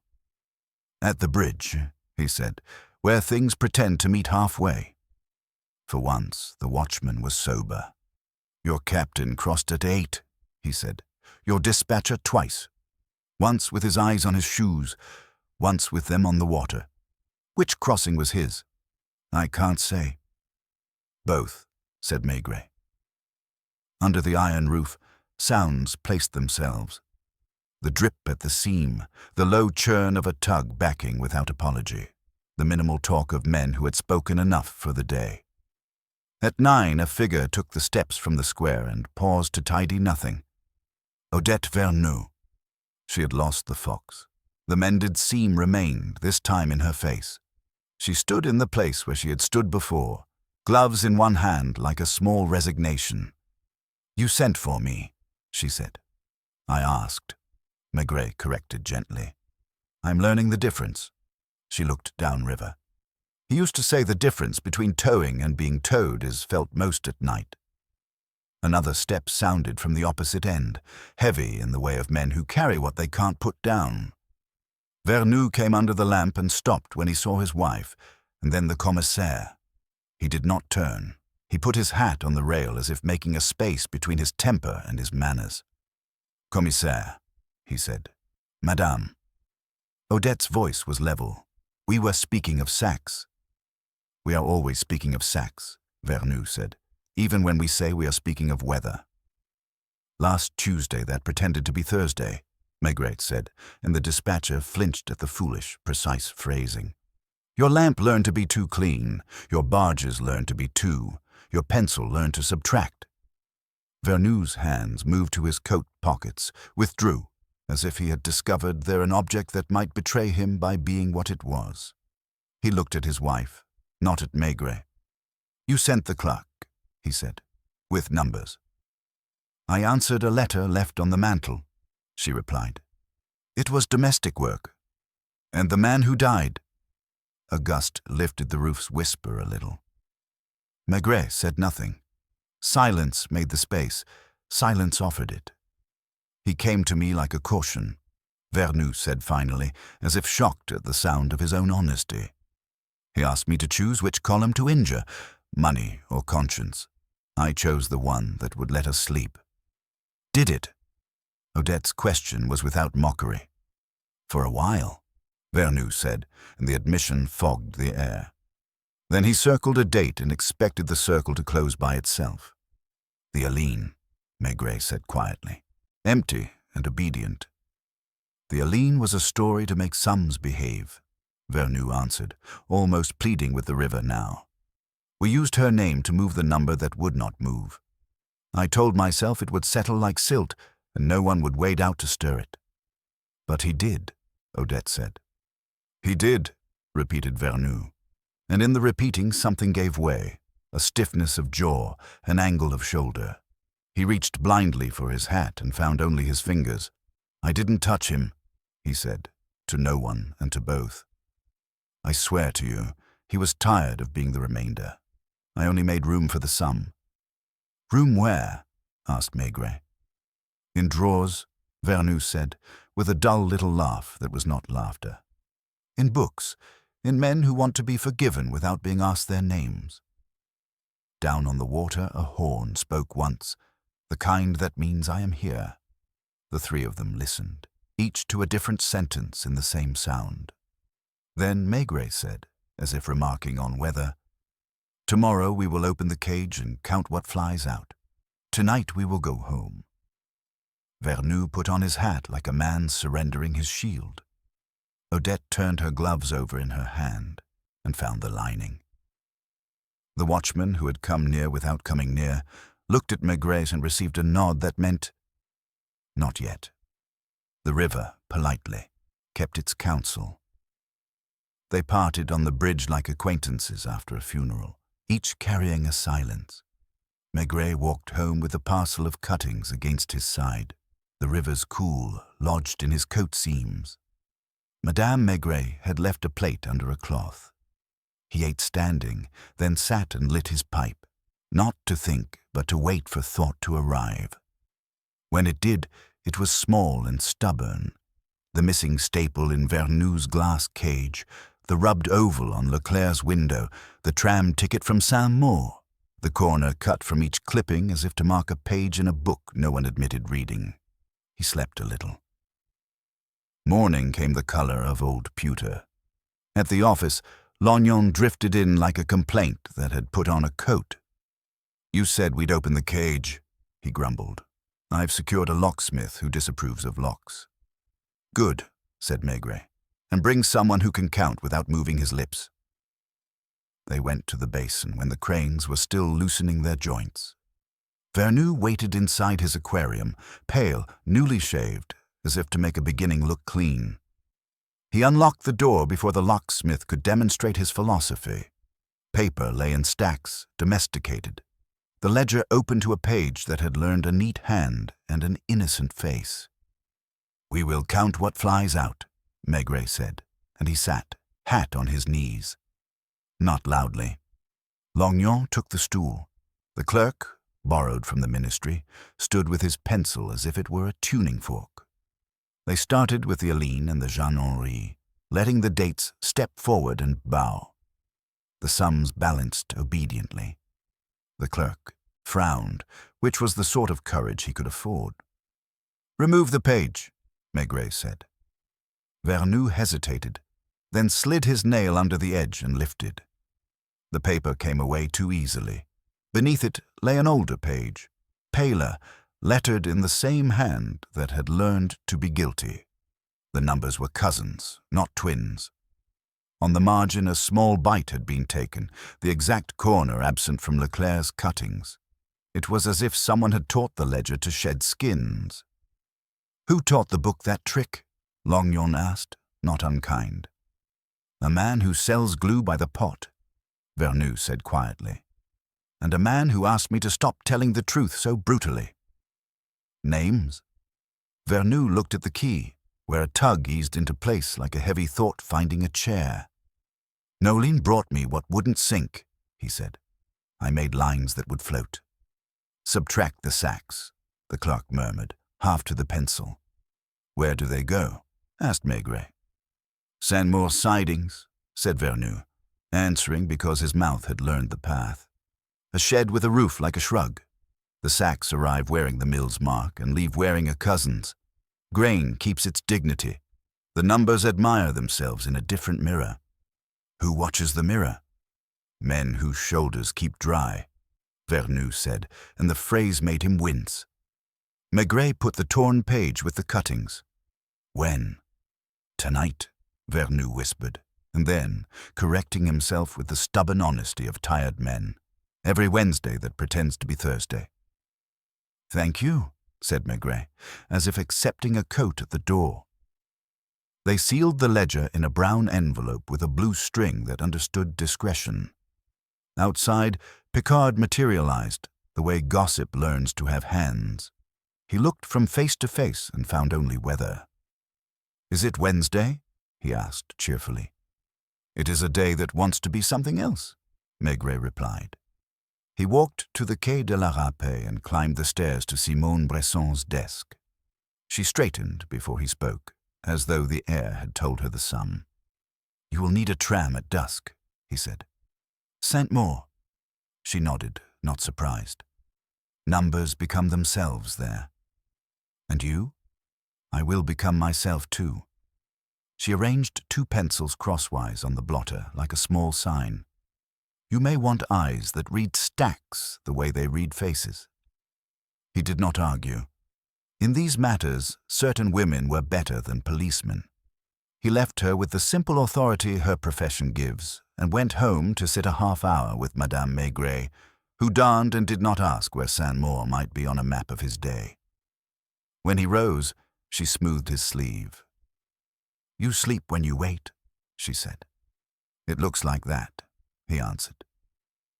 He kissed her forehead and carried the day to the tram. The sidings at Saint-Maur smelled of wet iron and flour. Evening gathered there in low heaps. These high, sky the color of the sacks themselves. A shed crouched with one door shut and another pretending not to be. Men moved in pairs, never quite together, the way men move who have taught their bodies to keep secrets from their hands. A wagon stood with its side open like a patient mouth. The lock-keeper's cousin, every lock has one, smoked at the corner and watched without interfering. Maigret stood where a man might stand who had been sent to wait by a foreman. His coat made him invisible to the sort of eyes that count only loads. Nolin's silhouette arrived, compact, always between shore and water, even here among tracks. He spoke to a man in a cap whose bill had learned to be low. The men at the wagon lifted a sack. It had Dugommiers' stamp, bold and blue. They set it down and lifted another. This one's mark was paler, the blue unpersuaded. Simon's shoulders appeared at his side without introduction. "The scales are inside," she said softly. "They have learned to make 2 answers." "And the book?" "In the office, under a clean calendar," she replied. He nodded. They did not move yet. He could have sent Longyon and a squad. He did not, because he wanted the night to show him its way. When he did step forward, it was to light his pipe. The flame made a small circle. In its edge, he saw Odette Vernou, head bare, eyes forward, walking as if towards something she had already passed. She did not come to them. She entered the shed by the second door and did not emerge. A moment later, the scale's pointer settled and rose, uneasily. The cap-wearing man glanced once at Nolan and once at the office where a lamp had awakened. Vernou stood in that window, not moving, a figure cut from paper and pinned to glass. "Now," said Maigret, as if he had been answering a question. They walked, not hurried, only at a speed that discourages interruption. Inside, the flower hung in the light like a polite fog. Odette stood by the scales, gloves in her hand, looking at the arrow as if it were a conversation that had become impolite. Nolan watched from the doorway, his face turned just enough to be elsewhere. The man with the cap stepped back, palms empty. "Good evening," Maigret said. "We are counting." "Everyone counts," Odette replied. The pointer trembled, then decided. "The sack is 2 kilos lighter than the stamp would prefer." "Subtract the sacks," Simenon murmured. Vernou came down from the office with his mouth set as if about to pronounce a price. He took in his wife, the commissaire, the scales. He did not look at Nolan, which was the same as looking too hard. "The book," Maigret said. Vernou handed it over. It was not reluctant. It had expected this. Inside, the entries wore a politeness learned from practice. In the back cover, a corner had been torn away. Maigret placed the missing piece from Leclerc's envelope. It seated like a key, and something in Vernou's face folded. "You could have waited until morning," Vernou said, but there was no reproach, merely habit. "Morning makes explanations," Maigret answered. "Night shows arrangements." A shunting engine coughed in the darkness, and the sacks breathed flour. Odette put on her gloves and then removed them, unable to help herself. Nolan shifted the rag in his pocket and discovered, perhaps for the first time, that rags cannot polish fog. "We will close the shed now," Maigret said, more to the air than to anyone. "We will open it again with paper that is not ashamed." Vernou nodded, one slow time. He looked at his wife with a fatigue that was almost tenderness. "I wanted sums that let you sleep," he said. "I slept badly anyway," she replied. Simenon took the book without ceremony. The cap-wearing man blew his nose into a handkerchief he intended to keep. Maigret stood very still. He had the sense, no more, that the dead man had come as far as he could toward being seen, and that the rest would be for the living to say out loud. He closed the ledger, tucked it under his arm, and let the sidings settle back into the sound of wagons aligning themselves, like thoughts preparing to speak. Night let go of the sidings grudgingly. They rode back without speaking, the ledger between Maigret's knees like a sleeping child he didn't want to wake. At the office, the watch sergeant signed the book and looked at the brown envelope as if it might sign for itself. Maigret gave him nothing but a nod. He left the ledger on his desk without opening it, as if that were a courtesy, and went home to the quiet that had learned his step. Madame Maigret had left the kettle on its soft flame. He drank one cup, then another, and said only, "It will sort itself in the morning." She drew the curtain 2 fingers' breadth and said, "It usually does," which is not the same as agreement. He slept a flat sleep and woke with the imprint of the ledger's string in his thoughts. By 9 he was back at the quay. The corridor smelled of wet wool and graphite. Longyon appeared with the expression of a man to whom fate owes interest. "The Saint-Maur book is warm," he reported, almost respectful. "I looked and pretended not to. The pages don't lie exactly. They only show the truth in its Sunday clothes." "Sunday clothes are still clothes," Maigret said. He sent for Vernou and Nolan, not with a summons, but with a note that could be folded twice and kept in a pocket. He sent for Simon Bresson as well. The ministry clerk's pencil would not be enough today. They came at different speeds. Nolan entered first and stood with his sailor's patience, feet finding a deck in the parquet. Vernou arrived pale, with a collar that hoped to be starched. Odette came without Fox, the seam of her face tidily mended, and sat near the window where the light forgives and betrays in equal measure. Simenon took a chair by the filing cabinet and laid her pencil across her knee like a metronome at rest. Maigret did not begin. He filled his pipe and let it go out, looked through the window at a square of grey water, and waited until their separate silences became one silence. He said, "The lamp at the lock did not fail. It was cleaned for the convenience of someone who disliked being seen. The ledger did not lie. It removed a page, then replaced it with the same page in better health. The line did not disappear. She learned a new name for one night and pretended to be absent while being present in a different column. These are arrangements. They are not crimes unless men insist on making them so." "You arrested no one," Longyon muttered, but as if he were disappointed in himself for saying it. "I prefer to hear what men are like when the door is still open," said Maigret. He turned to Nolan. "You towed. You tied. You kept your rags honest." Nolan lifted one shoulder. "I kept them busy. To the lock, then to Saint-Maur. You brought emptiness and left with sums." "I brought obedience and left with silence," Nolan corrected, and there was no irony in it. Maigret turned to Vernou. "You told paper to forgive what water had already forgiven." Vernou's throat moved. "I told paper to do what it was invented for, comfort men who can't sleep." "And did it comfort you?" "For a time," he said. His eyes went not to Maigret, but to his wife's hands where the gloves lay like folded words. "Then someone came who wanted the comfort to end." "Leclerc," said Simenon. Her voice had the small authority of a figure that balances. "He came with questions whose answers were less important than the asking." "Did he threaten you?" Maigret asked. "No," Vernou said. "That was the difficulty. He didn't threaten. He waited. He waited the way a weight waits on a scale. If I said nothing, it was worse than if I said the thing itself." "You met him twice," Odette said quietly, looking at the water. "Once on the footbridge, once in his room." Nolan's head turned a fraction. Longyon's pencil stopped. Maigret's pipe remained unlit in his hand. "In his room?" he repeated without surprise or censure. Vernou looked at his hands. He sent a note.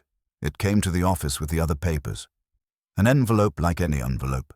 I went at 6, because that is an hour when men can pretend they are only passing. He was polite. He had moved the chair so that I would sit with my back to the window. I moved it back without thinking.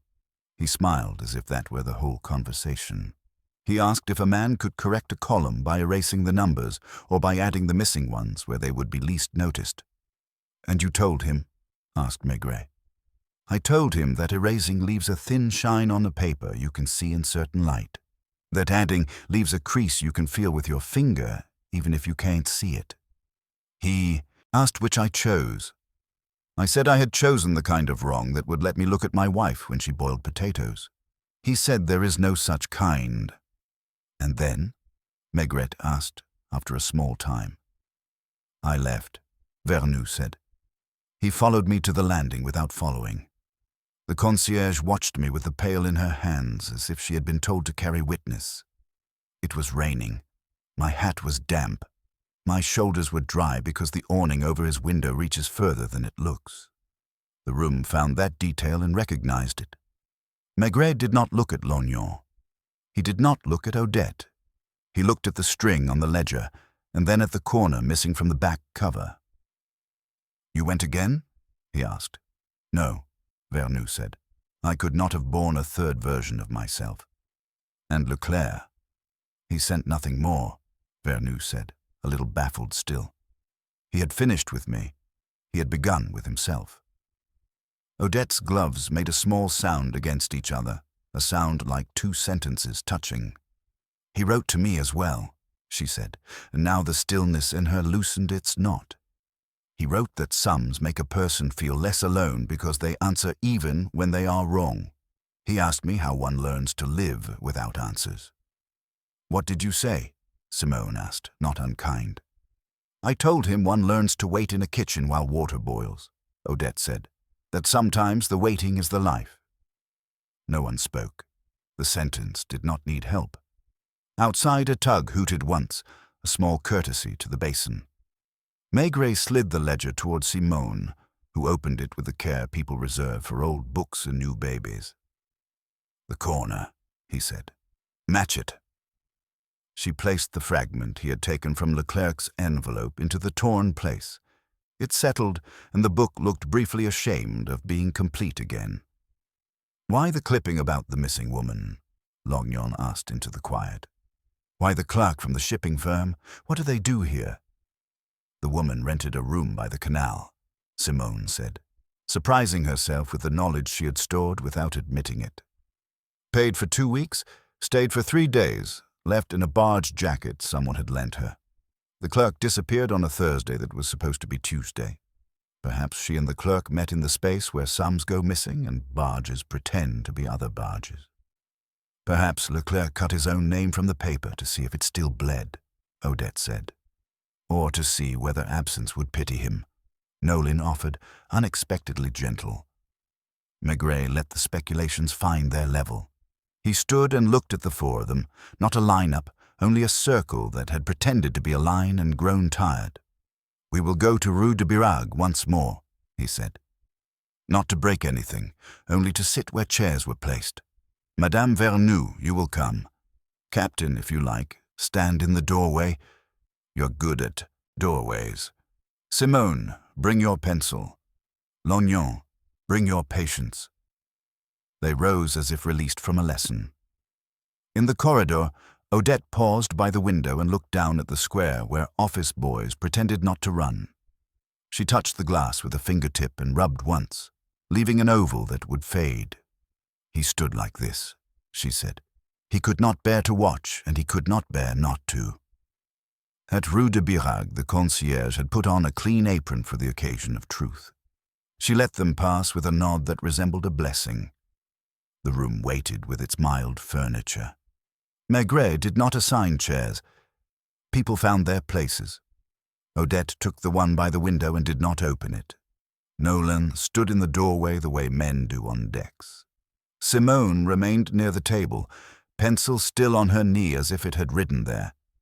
Vernou stood until his knees understood the instruction, and then sat where he had sat before, without meaning to, and put his hands on his thighs as if he were a schoolboy who had learned to wait for a question. Maigret, hat on his knees, watched the window's dull square, the damp shine on the sill, the towel's careful corners, the empty glass. He said nothing. The room filled with the sound of their breathing and the hallway's small noises where other people's lives continued. After a time that was both long and exact, Vernou wiped his palms on his trousers, once each, and said, "He asked me if guilt is a kind of weight you can carry if you move very slowly." "And you told him?" Maigret asked, not looking up.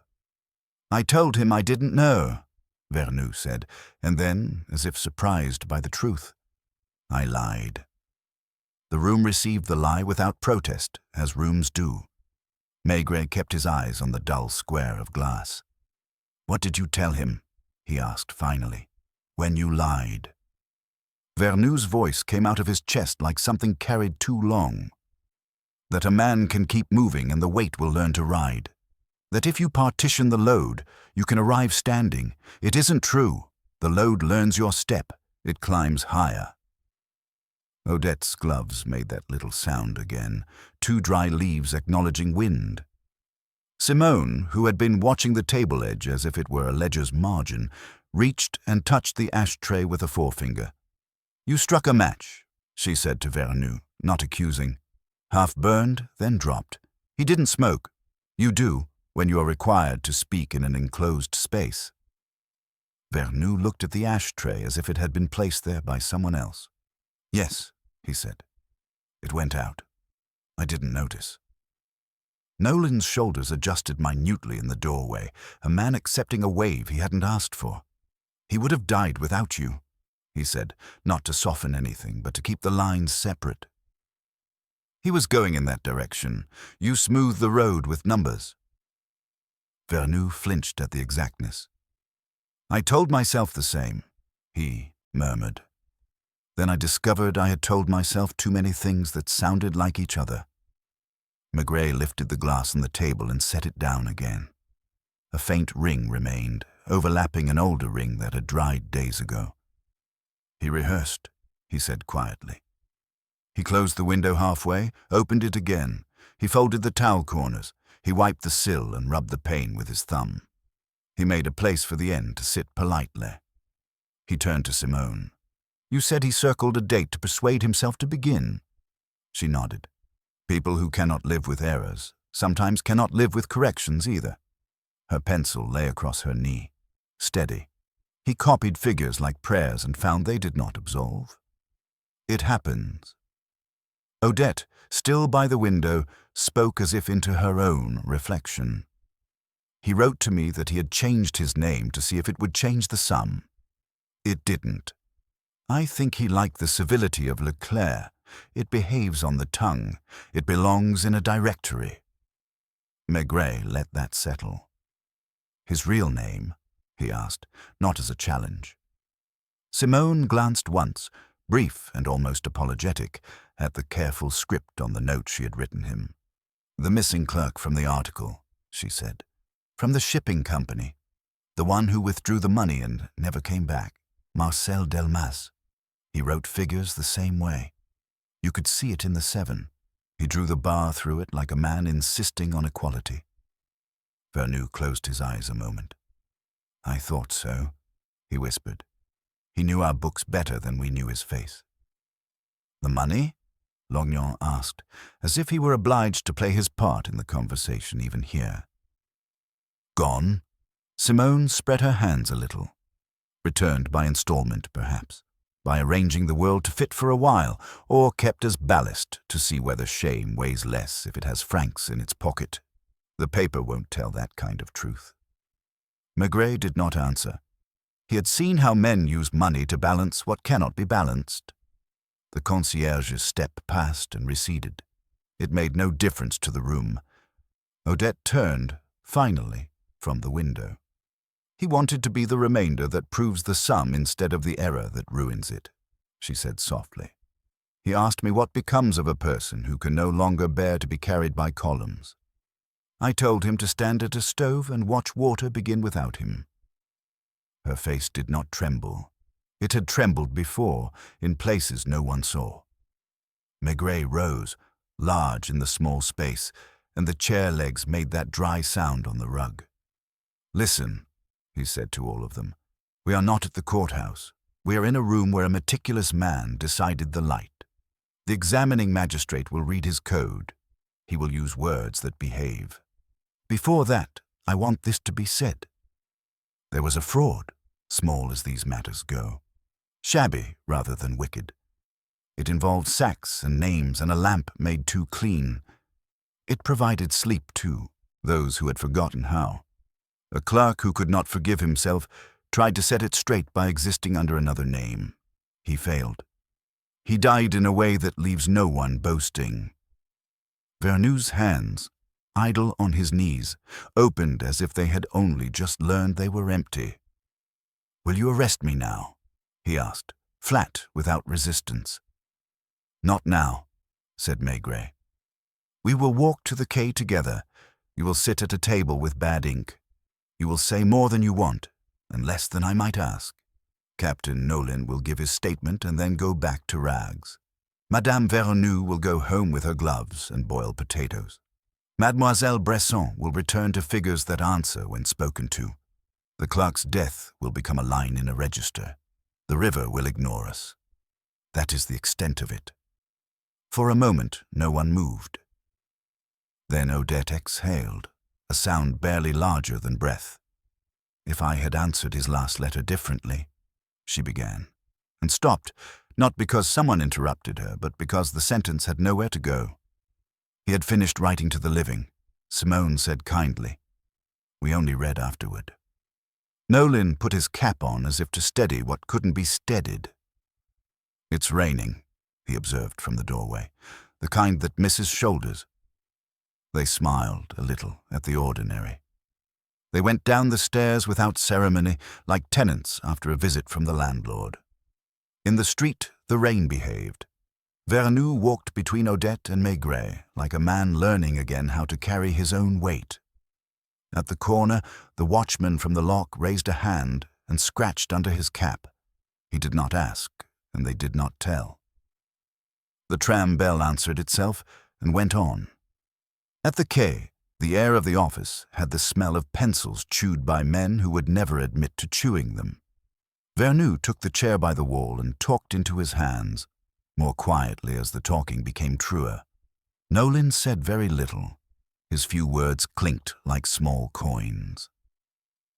Simone corrected 2 dates and left one uncorrected for reasons that belonged to mercy. Lognon wrote conscientiously and frowned as if someone had misplaced a comma. Outside, Picard drifted in and out of the doorway with the neutrality of a curtain, catching everything and claiming nothing. By late afternoon, the necessary pages had acquired their stamps. The ledger, now evidence, sat with its string tidy, pretending to be a parcel of cakes. Maigret signed where signatures make the machine move and then stood with his hands in his pockets, listening to the office settle. Vernou asked for a cigarette and did not light it. Odette tucked her gloves away and left them there. Simone looked at Maigret as one accountant to another. "You will keep the clippings?" she asked. "For a while," he said. "They are a remainder I can carry." He walked home slowly. The boulevard had put on its early evening. The tobacconist's shutter was half down, as always at that hour, so that the door still felt possible. Madame Maigret sat with her knitting. He hung his coat, kissed her hair, and poured a beer. "It was not murder," he said. "No," she answered. "It seldom is, when it keeps you out late." He smiled and let the beer rest. The rain tapped the window in a modest hand. He took the cuttings from his pocket and looked at the neat missing corners, all the same bite. He placed them back in the envelope, folded twice, and slid it into the drawer with the pipe cleaners. Later, at the cafe, he sat by the window that offers a little of the street. The patron wiped glasses with a towel that would never be dry. A man came in and left without deciding to be there. Across the way, under the lamplight that makes a circle about the size of a hat, a passer-by paused to look at his wrist, and for a second, the light and the angle conspired so that there was no shadow at all. Then there was. Maigret watched the circle close and did not move. Paris accepted the new day with that weary elegance that only the innocent and the guilty share. A faint mist hung above the quay, softening the shapes of the cranes, blurring the faces of men who began work as others ended confession. Maigret stood at his window in the Quai des Orfèvres, pipe cooling in his hand, the ledger now sealed in a drawer. There was nothing more to prove, only to understand, and understanding was always the untidiest part. He thought of Leclerc, or rather Marcel Delmas, a man who had stolen not for greed, but to repair something invisible and broken inside himself. He had borrowed guilt from others to mask his own. Then of Vernou, who had been less a criminal than a man afraid to count too far. Odette, whose eyes had learnt that love and loyalty are sometimes on opposite sides of the same page. Simone Bresson, who would now spend years balancing other people's figures with even greater precision because one life had refused to balance. And Nolan, who would go back to polishing brass on his barge, telling the river nothing, keeping its secrets as faithfully as his own. A knock. Lognon entered, his expression more subdued than usual. "The magistrates decided," he said, handing Maigret a folded notice. "Vernou will face the tribunal, but they'll be lenient. Fraud without profit, remorse in good supply. Nolan cleared, only reprimand. The woman not charged. As for the dead man, The file's closed. Maigret nodded, neither pleased nor displeased. It was already closed, he said quietly. We only helped the paper catch up. Lognon lingered, as if wanting to ask whether the whole thing had been worth the rain, the nights, the waiting by bridges. But Maigret's face discouraged philosophy. He left, and the door sighed back into place. Maigret walked to the cafe at the corner. The patronne wiped the counter with that damp towel that never dried. "Your usual, Monsieur Maigret?" she asked, already pouring the beer. "You haven't been in these last days." "Paperwork," he said. He sipped, and through the misted glass he could see the faint shimmer of the Seine, steady, patient. At a nearby table, two men argued about the football results, their voices rising and falling with that innocent anger of people who have nothing truly at stake. A woman came in, ordered coffee, and stood with her back to the door, tapping a folded newspaper against her wrist. Ordinary life, the best disguise. He finished the beer, set down the coin, and walked out without hurry. On the boulevard, the morning light had found its color, a thin gold the city would squander by noon. He crossed toward the bridge where it had all begun, the footbridge where the rain once decided to skip shoulders. The boards creaked under his weight in their familiar way. The iron roof whispered exactly as before. Only the air felt changed, as if some long breath had finally been exhaled. The river looked indifferent, but Maigret had long known that indifference was a form of memory. Somewhere beneath that moving surface were the fragments of a man's mistake. Figures that had dissolved, a bottle that had rolled from a hand, maybe even the ghost of a hat that had fallen without making a sound. He leaned on the rail, pipe between his fingers, though he had forgotten to fill it. It was not sadness he felt, nor triumph. Just the slow sympathy that life demands from those who watch it too closely. A voice behind him, "Commissaire!" He turned. Simone Bresson stood there, small in her dark coat, carrying her handbag like a verdict. "I thought you'd be here," she said. "They told me the case was finished." "It is," he replied. She came to stand beside him. "Then why are you still looking at the river?" He smiled faintly. "Because the river doesn't file reports." They watched in silence. A barge moved under the bridge, engine pulsing like a slow heartbeat. The name painted on its bow had been half erased by years. Jean-Henri, the letters faded but legible enough. Nolan's boat. He stood at the stern, pipe clamped in his teeth, steering with the calm of one who knows the current's moods better than his own. He looked up briefly, saw them, and lifted his hand in a gesture that was neither greeting nor farewell. Simenon said, "He'll keep working." "He was born to," said Maigret. "The river forgives its own." She hesitated, then asked softly, "And the others?" "Vernou will sleep better in a smaller room," Maigret said. "His wife will visit on Thursdays and tell him about potatoes. She'll forgive him because she must, not because she can. Forgiveness isn't about liking the deed, it's about needing to live with it. As for Leclerc," he stopped, letting the sound of the barge complete the sentence. "He left no shadow," she murmured. "No," said Maigret. "But sometimes that's the only kind of mark we're allowed to leave." He turned from the river and looked toward the city waking behind them. The dray carts, the echo of a bell, the smell of bread. "Go on, mademoiselle," he said gently. "You have a head for numbers. Let them stay honest. Leave the rest to people like me." She smiled, the small, tired smile of someone who understands. "Goodbye, commissaire." "Goodbye."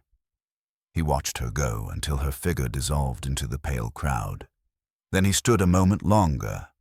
A faint drizzle began.